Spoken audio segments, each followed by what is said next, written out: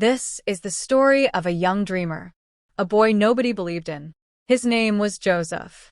He had a dream God gave him, a dream of greatness, honor, and purpose. But instead of celebration, he faced jealousy, rejection, and betrayal. His own brothers dragged him into the wilderness, threw him into a deep pit, and sold him as a slave. To them, Joseph's story was over. But to God, it had just begun. In Egypt, Joseph worked faithfully. He stayed honest. He stayed pure. He did the right thing even when it cost him. Yet he was falsely accused, arrested, and forgotten in a prison cell.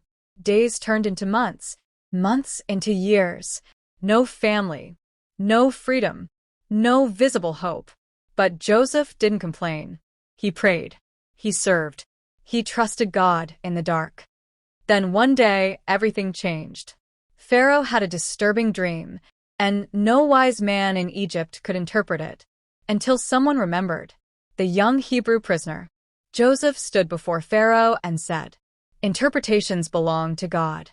And in a single moment, God lifted Joseph. From the prison to the palace, Joseph became ruler of Egypt, second in command, leader of nations. Years later, his brothers came to him for food, not knowing who he was. They expected revenge.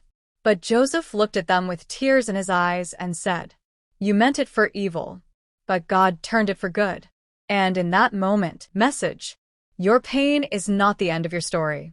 Your delay is not your denial. What looked like a setback was really a setup. Because when God writes your story, the pit is temporary, the prison is preparation, and the palace is coming.